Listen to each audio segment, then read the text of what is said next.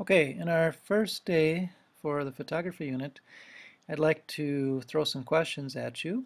These questions will be revisited through this week and next week through the unit.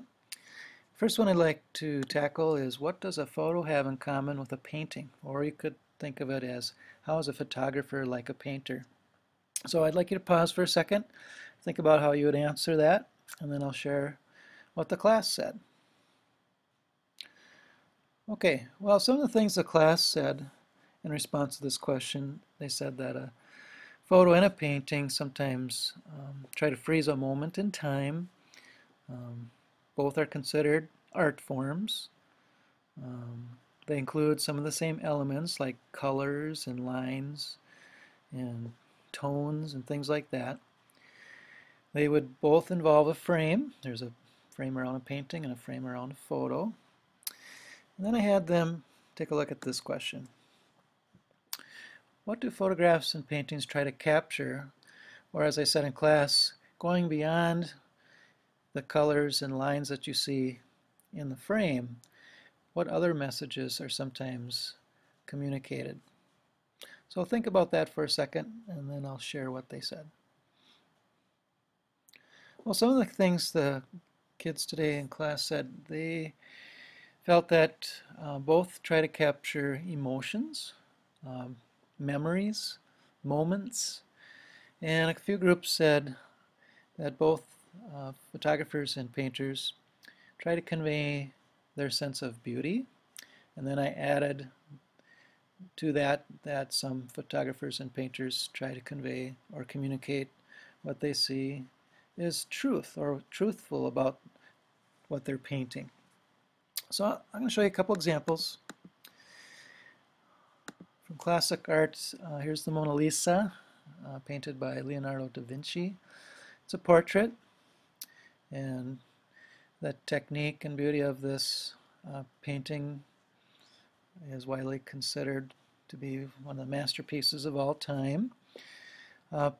Portraits and portrait artists or portrait photographers try to convey beauty, but they also try to get a glimpse into that inner person or the true self of that person. Here's a famous photo. Let me scroll down a little bit for you. This was taken a number of years ago, I think 20 or 30 years ago. This is a picture of an Afghan girl, and this was in National Geographic. Pretty famous portrait of her. The eyes really grab you. So we can probably get a glimpse. The eyes reveal a lot. You can tell a lot through the eyes. So the eyes reveal that inner person or the real self there. Let's take a look at this painting. This painting is called Guernica, I think I'm saying it correctly. And this is by Picasso. And this is not so much maybe beautiful as more of an expression of the painter's idea about war. It expresses the truth that war is miserable, there's suffering, it's chaotic, there's the fog of war, very much a confusion and pain being expressed in this famous painting. I'm going to show you a more recent photo now that portrays what I consider heroism, courage, but also suffering. It's a picture that you've probably seen on the news regarding the Boston Marathon bombing.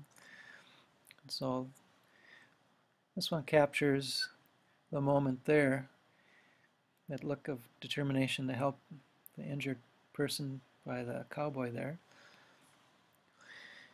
And this brings us to first term that I'd like to share with you regarding our photography unit, and that's focal point. Focal point refers to the area in the painting and or the photo that tries to draw the eye, the viewer's eye. And in this case, in this slide, I'm using the red oval to draw your attention to the word focal. Color and brightness are used sometimes to draw people's attention to an area in the frame of a painting or a picture first. Now this picture I'm showing you now doesn't have a major focal point, but I'm going to use it to explain focal point a little bit more. I've been to the Pacific Ocean, Atlantic Ocean a couple times. I've swam in the Atlantic Ocean, excuse me. And if you've ever been in the ocean, as a wave this size kind of pushes you around, after it's past you, you'll feel that undertow or that riptide trying to pull you out into the ocean. And that effect of being pulled is what I want you to consider when we think of focal point. What is it in the painting or the photo that's pulling you in? What's drawing your attention? So in this photo, I think most of us would say that the eyes really grab our attention or pull us into this picture. In this more recent photo, might be a little difficult immediately to figure out the focal point. Now if the person in the lime green vest there, if they hadn't been cut off, they might have been the focal point because that bright color tends to draw our eyes first. But the size of the image of the cowboy, I think, creates the focal point, plus his expression kind of draws the eyes, but also does the injured man.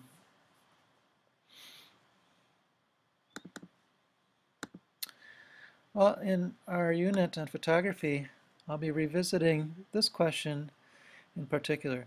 What makes an image visually pleasing? When I had my yearbook class answer it, they said something that's eye-catching, colorful, swirly, bright, not boring, something that's stylish, pops, something that's intense. Well, before we get to those other descriptions of what makes an image more attractive or interesting, I want to introduce a couple concepts to you that should be familiar. One is symmetry and the other is asymmetry. Now, a symmetrical image is considered sometimes to be a beautiful image. I'm going to try to persuade you that asymmetry can be sometimes even more powerful than symmetry. But let's start here. In this photo, there's a center point. We have the body of the butterfly with the antenna coming out. And then if we divided this picture in half, both sides would be about the same. Both wings would look the same. So if we divide it in half, each half looks the same. That's characteristic of a symmetrical work. Now if we look at this image, if we divided it down the middle, both sides would have the same amount of white and dark, would have the same lines.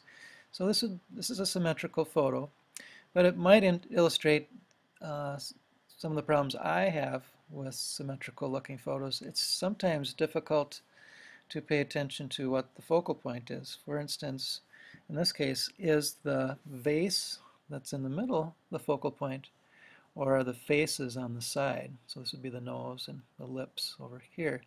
For me, it's sometimes hard to focus on both at the same time. I have to either look at the vase or look at the faces. So what is the true focal point there? Now, some people consider symmetry as a determiner or criteria for beauty. I don't know much about what goes on with modeling or modeling schools, but I've heard that models are chosen based on the symmetry of their face, meaning like in the eyebrows here, the eyebrows are in the same size, same shape, the eyes are equal distance away from the middle of the nose, the lips on both sides of the center point are the same. So this face is very symmetrical. But is that truly the definition of beauty? Well, when we think of symmetry, I would like you to think of the words harmony, balance, pattern, and center focus. Those are some key words that I use to understand it. In this picture, we have a center focus, the middle of the flower. That's a beautiful picture. I like the pattern or patterns, many different patterns in this. It draws our attention in, so it's a nice photo. Reflects symmetry though. This also reflects symmetry. This is a pattern. We've got 2 black keys, 3 black keys, 2. 2, 3, 2, so there's a pattern. There's also a pattern with the gaps or the spaces between the white keys. That repeats. So we have a repeating pattern. On the other hand, asymmetry is not having symmetry, or I like to think of it as off-center focus. I'd like you to stop the video right now so that you have a chance to draw these 2 diagram or sketches out here. I'd like you to draw a line going down, and then on one try to, like this shows, try to draw the same shape on both sides, and that's a trigger to help us remember what symmetry is. And on this side there's a big difference from the 2 sides, and that reflects asymmetry. So take a second to do that and pause the video, and you'll return when you're ready. Okay, now let's look at some examples. Does this shape, does this shape reflect symmetry or asymmetry? And everybody in class today said asymmetry. I would agree. This one, most everybody said asymmetry, though I've had people say symmetry for this. Perhaps if this pattern repeated, then you'd have symmetry. Then I show them a picture of the actor Owen Wilson, and most people say asymmetrical for this because of the hair or something else, but I usually point out the nose. He's known for his broken nose here, so 2 sides of his face are not the same. And then finally I show them this picture. The focal point definitely is the puppy. That's what we are drawn to. And what helps our eyes be drawn to the face of the puppy, I think, is all this extra space on this side. With the subject or the puppy placed off-center, I think this empty space creates a more powerful effect for our eyes to be drawn over here. Then also notice that the eyes are not looking directly at us, but they're looking away. So that implies some movement. This photo would be considered a little bit more dynamic, I think, than a symmetrical focused or center focused photo. Well, what I'd like you to do with your own camera is to take some pictures showing examples of symmetry and asymmetry. Some ideas: you could take pictures of people and have them look straight at you and frame them in the middle of the picture, so that if we divided them in half, both sides would be basically the same. And then take a picture of a person where you place them off the center line, away from the center, and do a couple of those. And you don't have to do just people. I'd like you to try to do this with objects as well. But just keep in mind, if you're taking a picture of your surroundings, try to achieve a focal point, so have one object stand out from the rest. And then finally, one of the easiest ways, I think, to portray asymmetry is think of a pattern and then try to break the pattern. So for example, you could have 3 or 4 people lined up next to each other. 3 people are doing the same or looking the same, and that last person is doing something totally different. So give those a try.